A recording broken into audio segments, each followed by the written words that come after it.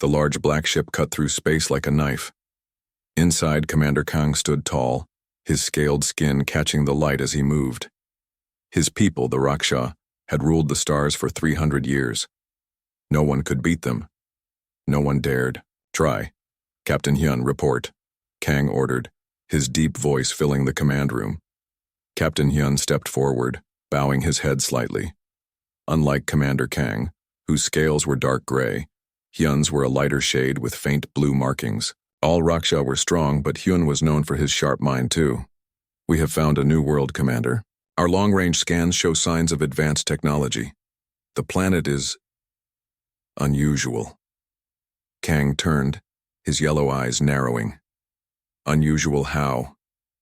It is what we would call an ultra-Deathworld, even more extreme than our home planet Morak. Hyun's voice held a note of concern that was rare among their kind. This caught Kang's attention.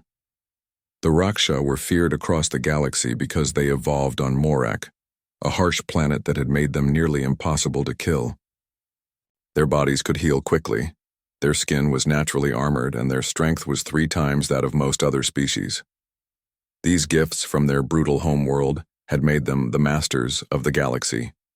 No species has ever come from a world harsher than Morak, Kang said, more to himself than to Hyun. What kind of creatures could survive such a place? We will find out soon. I have set course for their system. Kang nodded. Good. Prepare a war team, just in case. If these beings are strong enough to survive such a world, they might actually give us a real fight. On Earth, Dr. Jisoo Park stood at the window of the Global Space Initiative's main building. The night sky was clear, stars shining brightly over Seoul. One of those points of light was moving. The first confirmed alien ship approaching Earth. Dr. Park, the team is ready for the briefing, said a voice behind her. She turned to see Captain Sun, his uniform crisp and neat. He was the head of the security team that would accompany her to the meeting with the aliens. His face was calm, but she could see the tension in his shoulders. Thank you, Captain. I'll be right there. As she gathered her notes, Jisoo felt the weight of her job. She was leading humanity's first official contact with alien life. Everything she had worked for had led to this moment. The meeting room was full when she arrived. 20 of Earth's top scientists and military leaders sat around, a large table, their faces serious. Good evening, she began. As you all know, 3 days ago we received a message from an alien species called the Raksha. They have requested a formal meeting on the International Space Station. She tapped a screen, and an image appeared on the wall. It showed a tall reptile-like being with gray-scaled skin and yellow eyes. This is what they look like based on the video message they sent. They are called the Raksha. They come from a planet named Morak, which they describe as a Deathworld, a planet with extreme conditions. Captain Sun raised his hand. Do we know their intentions?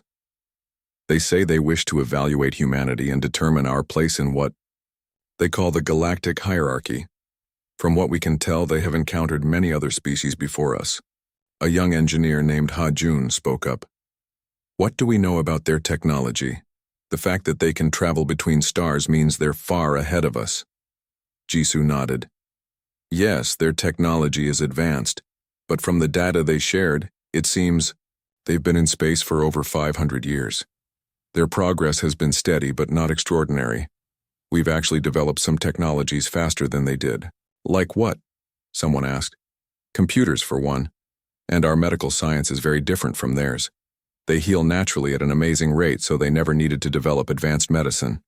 Captain Sun frowned. So they're physically superior. To us? It seems that way. Their message mentioned that they evolved to be strong because their home world was so dangerous. But remember, Earth is no gentle paradise either. We humans are tougher than we look. The room fell silent as everyone considered what was at stake. Humanity was about to step onto the galactic stage, and no one knew if they would be welcomed or seen as a threat. Back on the Raksha ship, Captain Hyun studied the data about Earth with growing surprise. This can't be right, he muttered. Bora, the ship's science officer, looked up from her station. Her scales had a reddish tint, marking her as from the southern region of Morak. What's wrong, Captain? These readings about Earth. The gravity is 1.1 times that of Morak. The temperature range is wider. They have vast oceans of water, extreme weather events, and thousands of species of predators and parasites. How could soft-bodied creatures survive there? Bora came to look at his screen. Maybe they aren't soft-bodied. Perhaps they have natural armor like us. We'll see soon enough. We enter their solar system tomorrow. The next day, the Raksha ship approached Earth. The crew gathered at viewing ports, expecting to see signs of a harsh, brutal world. Instead, they saw blue oceans, white clouds, and green land masses. It looks peaceful, said Tay, a young warrior who had never left Raksha space before. His bright orange scales marked him as a rare mountain-born Raksha. Appearances can be deceiving, Captain Hyun warned. Remember, our own world has beautiful places too, but they can kill you in minutes if you're not careful. As they moved closer to Earth, they received a transmission. A human face appeared on their main screen. It was Dr. Jisoo Park. Greetings, representatives of the Raksha. I am Dr. Jisoo Park of Earth. We welcome you to our solar system and invite you to meet with us on our space station. Captain Hyun was shocked. The being on the screen looked so fragile. Its skin was smooth with no scales or armor. Its teeth were small and flat, useless for hunting. How could such creatures survive on a death world? I accept your invitation, he replied. We will dock with your station in 6 hours. After the transmission ended, he turned to Commander Kang. Sir, they don't look dangerous at all. Are we sure about the planetary data? Kang's yellow eyes narrowed. Never judge by appearances, Captain. The most deadly predators often look harmless until they strike.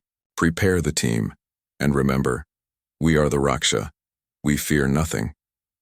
But as their ship approached the blue planet, even Kang felt a strange feeling he had never known before.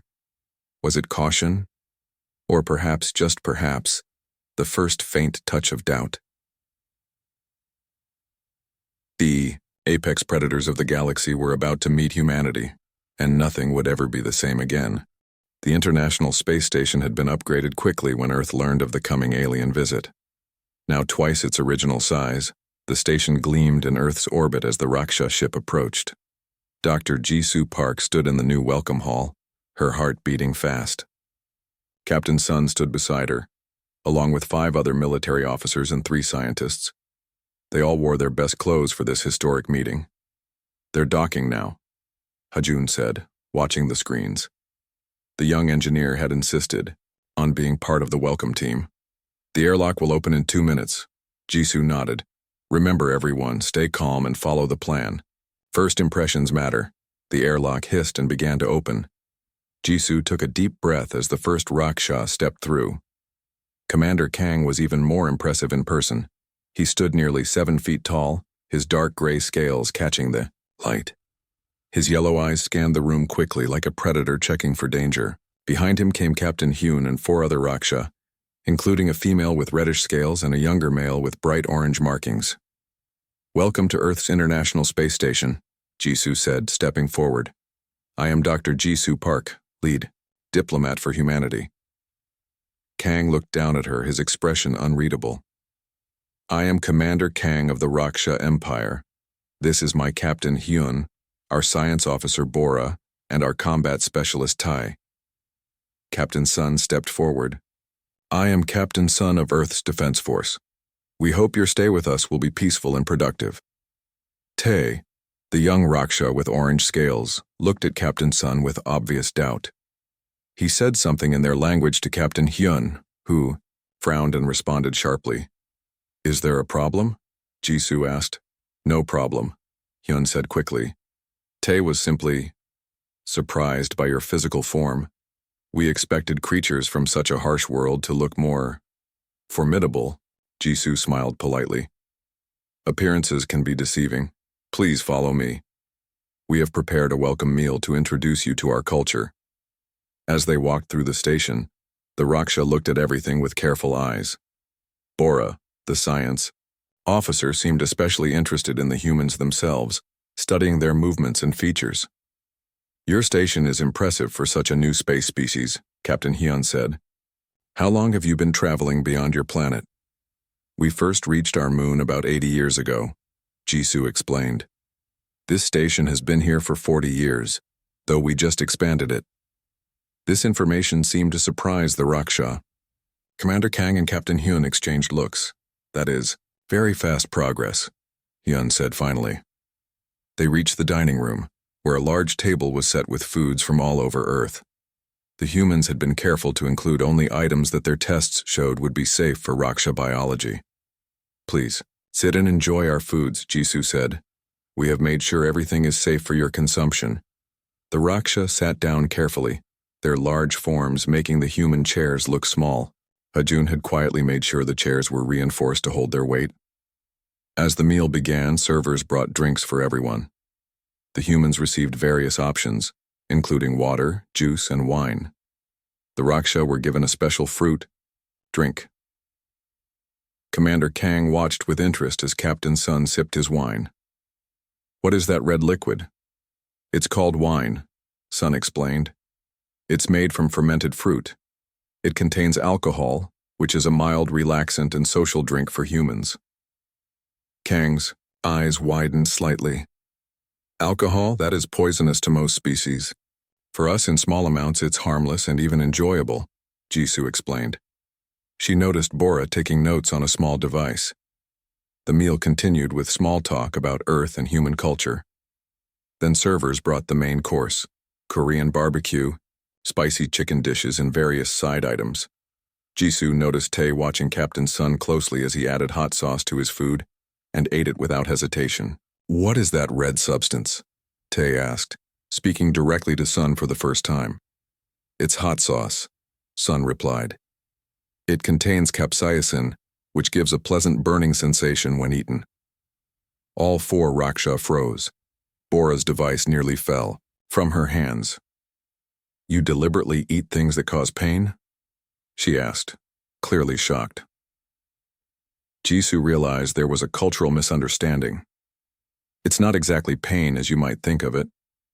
It's a sensation that many humans enjoy. Commander, Kang leaned forward.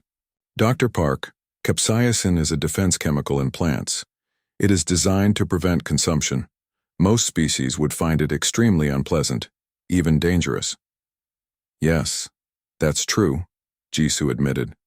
But humans have learned to enjoy many things. That started as challenges. Our planet has forced us to adapt in unusual ways. The meal finished with coffee being served to the humans. Once again, the Raksha were surprised. Caffeine is another plant defense chemical, Bora noted. Yet you consume it daily. Hajun nodded eagerly. Some of us can't start the day without it. After the meal, Commander Kang requested a tour of the station's exercise facilities. Captain Sun led the way, with Tae following closely behind. The gym was empty except for their group. Tae walked around examining the weight machines with what seemed like disappointment. These weights are very light, he said, lifting a 100-pound dumbbell with one hand as if it were nothing. For humans, that's quite heavy, Sun explained. Tae set down the weight and turned to Sun. In our culture, we learn about new species through physical tests as well as talking. Would you show me how humans train for combat? Captain Sun looked at Jisoo, who nodded slightly. This could be an important cultural exchange. I'd be happy to demonstrate some human martial arts, Sun said. They moved to the padded area of the gym. Sun showed some basic moves from Taekwondo, moving with precision and control. Tai watched carefully, then asked if they could spar lightly. Commander. Kang stepped forward. Tae, remember that humans are physically weaker than Raksha. You must be careful. Tae nodded. Of course, Commander. Just light contact to understand their fighting style. Sun agreed, and they began to circle each other. Tae moved first, much faster than the humans expected. But Sun had been trained all his life, and he dodged the attack smoothly. What started as a simple demonstration quickly became more intense. Tae was clearly surprised that Sun could avoid his attacks. He moved faster, hit harder. Sun matched him with technique instead of strength, using the Raksha's momentum against him. After 5 minutes, both were breathing hard. Tai had landed 2 solid hits, but Sun had managed to throw the young Raksha to the mat twice, something no non-Raksha had ever done before. Commander Kang finally called a stop to the match. Enough. This was meant to be a demonstration, not a real fight. Tai stepped back, bowing slightly to Sun. You fight well for a human. Thank you, Sun said, bowing in return. You're very fast. As they left the gym, Jisoo noticed Bora talking urgently with Commander Kang. The commander's face was serious as he looked back at Captain Sun. Later, when the Raksha had returned to their ship for the night, Jisoo met with her team. What do you think? She asked. They're sizing us up, Captain Sun said, pressing a cold pack to his bruised arm. That wasn't just curiosity in the gym. Tai was testing me. Ha-Jun nodded. And they seem really surprised by what we eat and drink, like they can't believe we can handle those substances. Jisoo looked out the window at the Raksha ship docked nearby. I've been analyzing the information they shared about the galaxy. There's something they're not telling us about how they interact with other species. What do you mean? Sun asked. I think they don't just meet new species, Jisoo said quietly. I think they conquer them. The next morning, Commander Kang requested a formal meeting with Earth's representatives. Jisoo and her team gathered in the station's conference room, unsure what to expect. Commander Kang entered with Captain Hyun, Bora, and Tai. Their faces were serious as they took their seats across from the humans. Dr. Park, Commander Kang began, my team and I have discussed our observations of humans. We have decided that a more thorough evaluation is needed. Jisoo kept her face calm, though she felt a chill at his words. What kind of evaluation do you mean, Commander? In Raksha culture, when we encounter a new species, we test them to understand their strengths and limitations. This helps us determine their proper place in the galactic order. Captain Sun leaned forward slightly. And what happens if a species fails these tests? Commander Kang's yellow eyes fixed on Sun. Those who cannot defend themselves must be protected. Those who can become our allies. The room fell silent. The hidden meaning was clear. Weak species became subjects of the Raksha. Only the strong could be equals. What kind of test did you have in mind? Jisoo asked carefully. 3 challenges, Kang replied. Tests of endurance, intelligence, and combat skill. These are the virtues most valued by the Raksha. Ha-Jun spoke up. And if we refuse? That would be unfortunate, Captain Hyun said. It would suggest you are not ready to join galactic society. Jisoo glanced at Captain Sun, who gave a small nod. They had discussed this possibility during the night. We accept your challenge, Commander Kang, Jisoo said. But we want something clear. This is a test between equals. Whatever the outcome, Earth remains sovereign. Commander Kang's scaled lips moved in what might have been a smile. Of course, who will represent humanity in these tests? Captain Sun for combat, Ha-Jun for intelligence, and I will take the endurance test, Jisoo said firmly. Very well. The tests will begin tomorrow. My team will face yours. Tai for combat, Bora for intelligence, and Captain Hyun for endurance. After the Raksha left, Captain Sun turned to Jisoo with concern. Are you sure about taking the endurance test? We don't know what it involves. Jisoo nodded.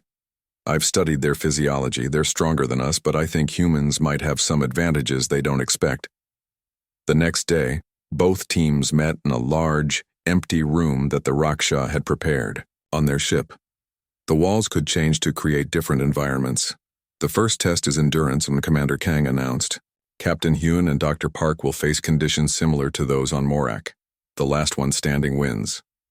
The room darkened, and then the walls began to glow red. The temperature rose quickly. Soon it was over 100 degrees Fahrenheit and still climbing.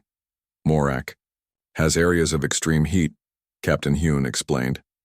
Raksha can survive temperatures that would kill most species. Jisoo began to sweat as the heat increased. Hyun looked completely comfortable, his scaled skin dry. Your body is losing water quickly, Hyun observed. You should concede before you become dehydrated. Jisoo smiled through her discomfort. Actually, this is how humans cool themselves. We sweat. The heat continued to rise, reaching 120 degrees. Jisoo drank water from a bottle she had brought. Hyun still looked comfortable, but Jisoo noticed he was breathing faster. After 30 minutes at high heat, the challenge changed. The temperature dropped rapidly. Within minutes, it was below, freezing, and their breath fogged in the air. Morak's nights are very cold, Hyun said, his voice tight. Jisoo noticed his movements were becoming slower.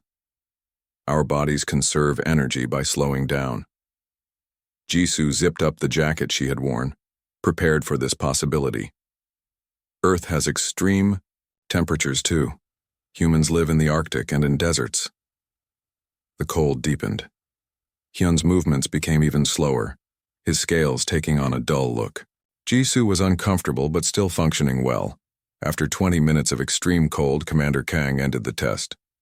Unexpected, he said, looking at Jisoo with new interest. It seems humans have remarkable temperature adaptation. We call it homeostasis, Jisoo explained.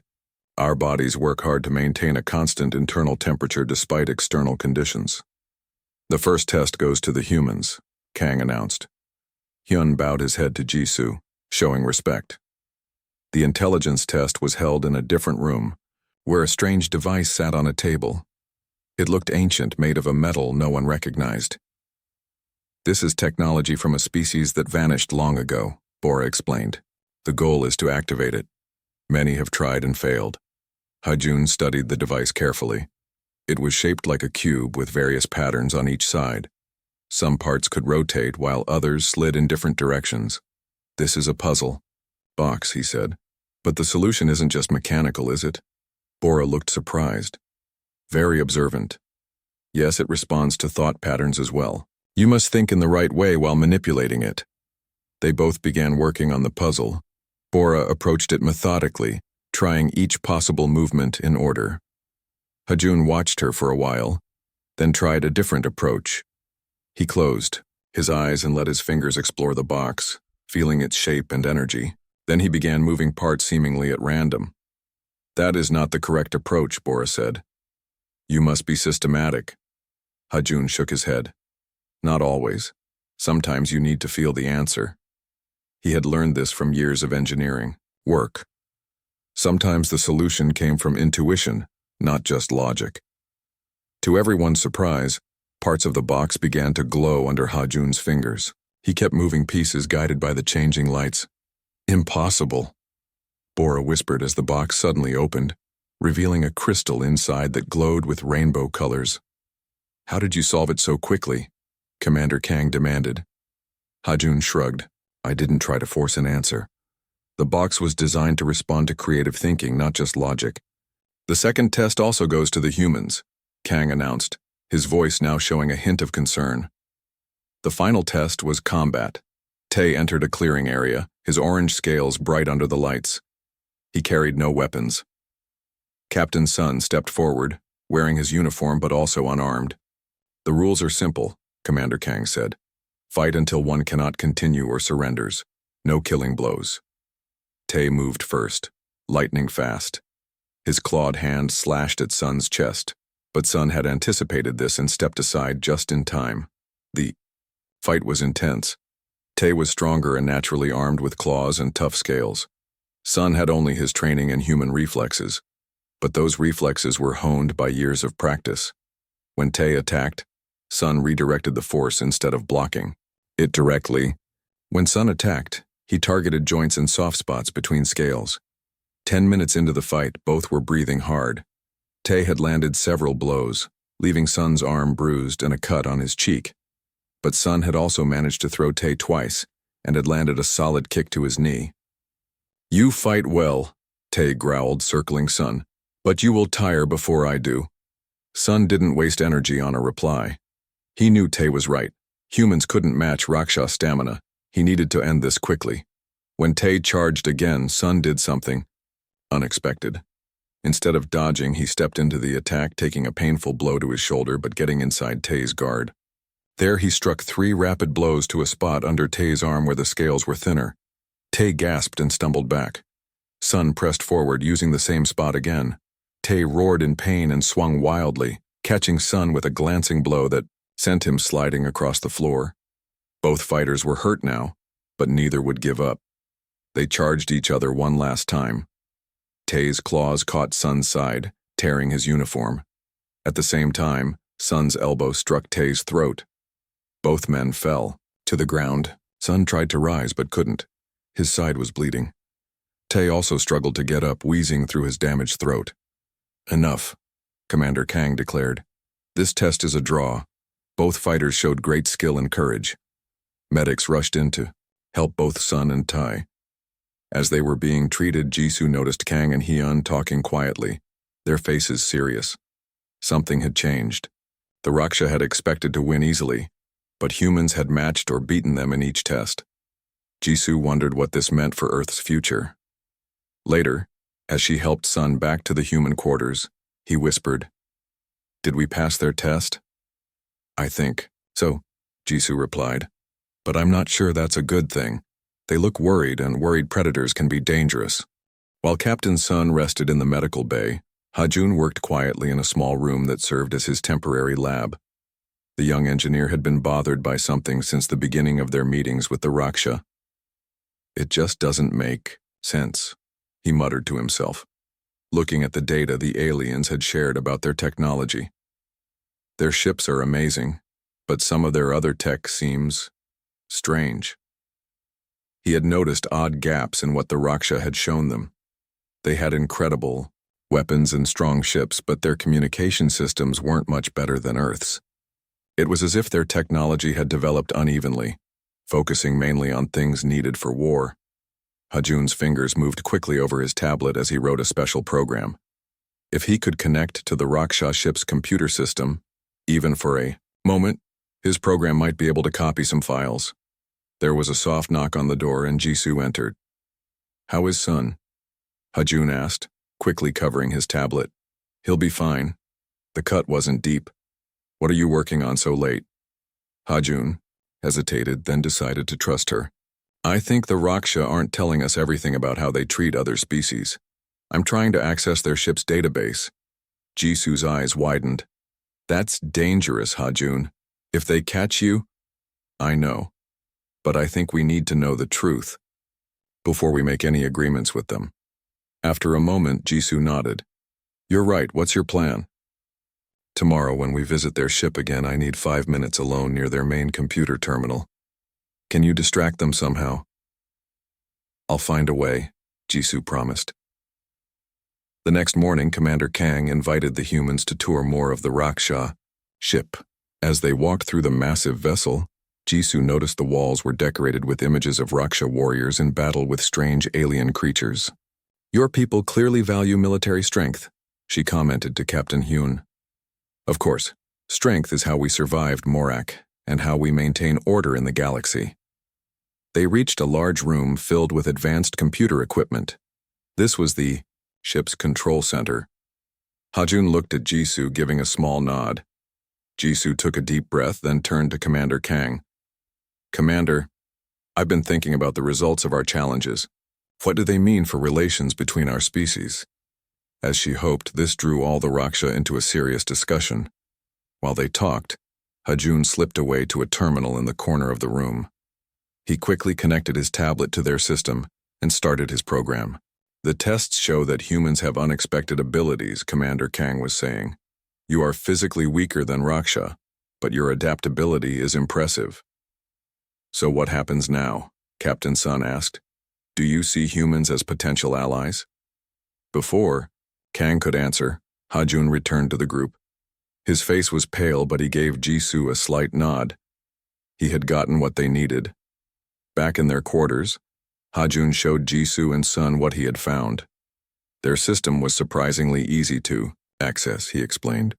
"I think they didn't expect us to try. Look at this." He opened a file on his tablet. It showed a star map with hundreds of planets marked in different colors. These green ones are Raksha-controlled worlds. The yellow ones are what they call protected species. Basically, they're subjects.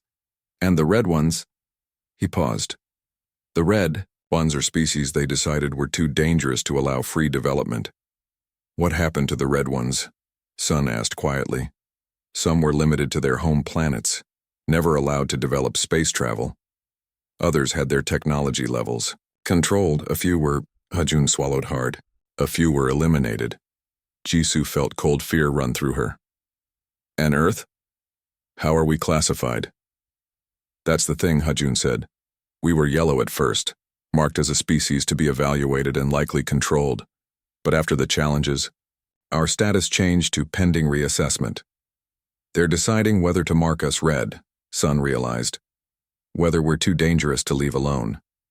There's more, Hajun continued. I found communications between Commander Kang and their high command.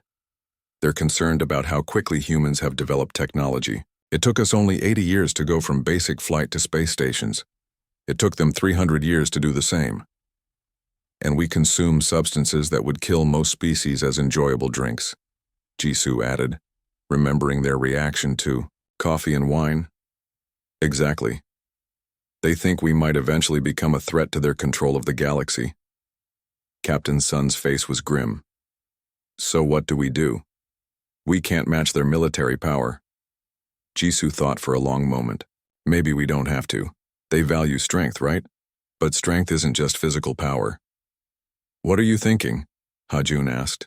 I'm thinking we need to show them that making humans enemies would be more trouble than it's worth. Hajun, did you see any weaknesses in their technology? The young engineer nodded slowly.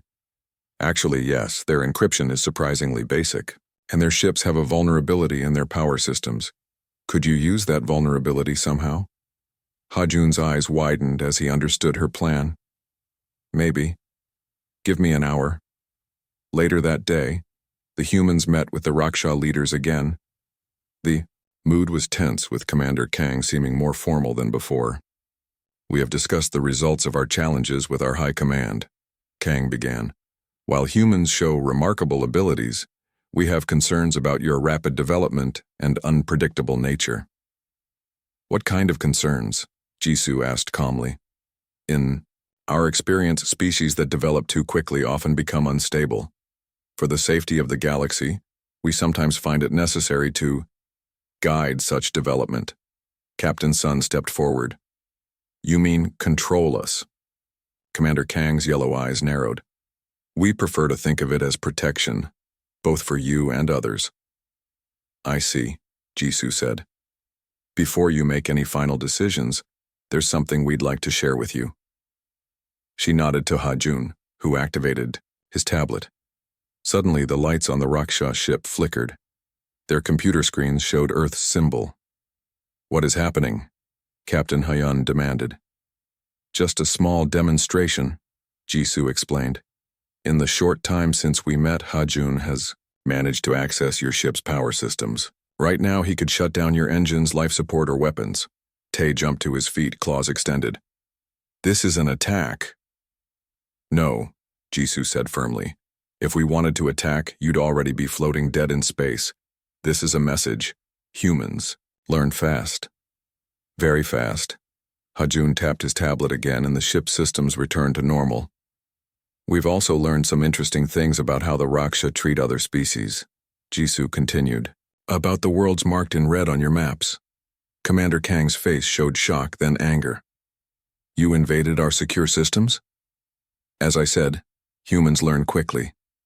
We adapt. It's how we survived Earth. Jisoo stood tall, looking directly into Kang's eyes. You have two choices, Commander. You can mark Earth as an enemy and start a conflict that will cost both our species dearly. Or you can recognize that humans would make better allies than subjects. The room fell silent. The Raksha leaders looked at each other, communicating silently with small gestures and expressions. Finally, Commander Kang spoke. You are either very brave or very foolish, Dr. Park. No other species has ever dared to threaten the Raksha. It's not a threat, Jisoo said. It's a simple fact. Predators recognize when fighting isn't worth the cost. Captain Hyun stepped forward. Commander, if I may speak freely, I have studied Earth's history during our visit. Humans have fought countless wars among themselves. They've survived disasters that would end most species. They've adapted to environments from frozen wastelands to burning deserts. Perhaps they truly are a Deathworld species worthy of respect. Commander Kang was silent for a long moment. Then he did something unexpected. He laughed, a deep rumbling sound. "Captain Park," he said, using her military title for the first time, "you have proven your point. Humans are indeed full of surprises." Jisoo felt relief wash over her, but kept her face calm. "Then we can discuss a true alliance as equals?" "Not yet," Kang replied. "First, I must test your character in one final way." The room was silent as Commander Kang's words hung in the air. "A final test of character," he had said. The humans exchanged worried glances. "What kind of test?" Jisoo asked finally. Commander Kang stood tall, his yellow eyes fixed on Jisoo. "A test of how you handle power. I challenge you, Dr. Park, to personal combat." Captain Sun stepped forward. "She's not a warrior. If you want to fight someone, fight me again." "No," Kang said firmly. "Dr. Park has shown she is your true leader. Her mind found our weakness, her words challenged us directly. Now I must see her character when facing a stronger opponent." Jisoo felt her heart racing, but she kept her face calm. "I accept your challenge, Commander. What are the rules?" "Simple. We fight until one cannot continue or surrenders. I will not use my full strength, as that would be unfair." Tae made a sound that might have been a laugh. Bora looked concerned, and Captain Hyun's face was unreadable. "When does this happen?" Jisoo asked. "Now," Kang replied. "Follow me." They went to the same room where Captain Sun had fought Tae. Jisoo removed her jacket and shoes, leaving her in a simple shirt and pants. Commander Kang stood across from her, his scaled body towering over her smaller frame. "Begin when ready," he said. Jisoo took a deep breath. She had basic self-defense training, but nothing that could match a Raksha warrior's strength and natural weapons. She would need to think differently. Kang moved first, stepping forward with surprising speed for his size. Jisoo dodged to the side, barely avoiding his grasp. She backed away, keeping her distance. "Running will not help you," Kang said, moving forward again. This time, when he reached for her, Jisoo ducked under his arm and struck at his side. Not with force, but with precision. Her fingers pressed a specific spot between his scales, where she had noticed thinner skin. Kang grunted in surprise. "You studied our anatomy." "Of course," Jisoo replied, circling away again. "Humans always study what might be dangerous to us." For the next few minutes, they continued this dance. Kang would attack with controlled power, and Jisoo would dodge and strike at specific weak points. She couldn't hurt him seriously, but she was making him uncomfortable. Then Kang changed tactics. He feinted to one side, and when Jisoo moved to avoid him, his tail swept her feet from under her. She fell hard on the floor, and before she could roll away, his large hand pinned her shoulder down. "You fought well," he said, "but now you are defeated. Do you surrender?" Jisoo looked up at him, her mind racing. Then she smiled. "No." With her free hand, she reached up and pressed hard on a spot under Kang's jaw, exactly where she had seen Captain Sun strike Tae. It was a nerve cluster, in Raksha anatomy that she had memorized from the medical data. Kang's eyes widened in shock as his muscles briefly seized up. His grip loosened, and Jisoo rolled away, quickly getting to her feet. "Impressive," Kang said, rubbing his jaw. "You found a weakness few know about." "Knowledge is often the best weapon," Jisoo replied. Kang nodded, then charged again. This time, he was too fast for Jisoo to avoid. His hand closed around her arm and he lifted her off the ground. "Now what will you do?" he asked. Jisoo knew she couldn't break his grip by force. Instead, she went limp, becoming dead weight. As Kang adjusted his hold, she twisted suddenly and used the momentum to break free, falling to the floor but immediately rolling back to her feet. Kang looked impressed. "You are not strong, but you are clever." "Humans had to be clever to survive," Jisoo said. "We weren't the strongest animals on our planet, But we became the dominant species anyway. They circled each other again. Jisoo was tiring, her breathing heavy. Kang seemed barely winded. She knew she couldn't win by endurance. "You cannot defeat me," Kang said. "Why continue?" "Because giving up is not what humans do," Jisoo replied. "We keep trying, keep adapting, keep finding new ways forward." With those words, she did something unexpected. Instead of backing away, she stepped directly toward Kang. As he reached for her, she moved inside his guard and pressed both hands against his chest, right over his heart. "I could strike here," she said quietly. "Captain Sun told me this is where Raksha hearts are most vulnerable. One strong blow could cause serious damage." Kang froze, looking down at her hands. "Why don't you?" "Because that's not why I'm here," Jisoo said. "I came to make peace, not war. Humans can fight when we must, but we prefer to find better solutions." She stepped back and bowed slightly. "I concede the match, Commander Kang. You are physically stronger than me, and I acknowledge that." The room was silent. Then Kang did something that shocked everyone present. He bowed in return. "The test is complete," he announced. "And it has shown me everything I needed to know." Later they gathered in the conference room. Commander Kang's face was serious as he addressed the humans. "In all our history," he began, "the Raksha have encountered many species. Some were physically powerful, others intellectually advanced. But none have combined physical resilience, mental adaptability, and moral restraint the way humans do." He turned to Jisoo. "You could have tried to attack me when you found my weakness. But you chose to demonstrate your knowledge without causing harm. That shows wisdom." "So what happens now?" Captain Sun asked. "Now we must decide what kind of relationship our species will have," Kang replied. "The Raksha High Command is divided. Some believe humans are too dangerous and unpredictable to be left unchecked. Others, including myself and Captain Hyun, believe you would make valuable allies." "And what do you think will happen?" Jisoo asked. "Think," Kang said slowly, "that attempting to control humans would be like trying to hold water in your hands. You might contain some, but most would find a way through." He stood and walked to a view screen showing Earth in the distance. "Your planet created you to be survivors. You eat poisons for pleasure. You thrive in temperatures that would kill most species. You learn and adapt faster than any race we've encountered. These are not weaknesses, as I first thought. They are strengths of a different kind." Jisoo joined him at the view screen. "Then help us convince your leadership that humans and Raksha are better as allies than enemies." Kang turned to her. "There is a tradition among my people. When two great predators meet and neither wishes to fight to the death, they can form what we call a predator's pact, an agreement to respect each other's territories and to hunt together when needed." "A predator's pact," Jisoo repeated. "I like that. It acknowledges that both our species are strong in our own ways." Kang nodded. "I will propose this to my leadership.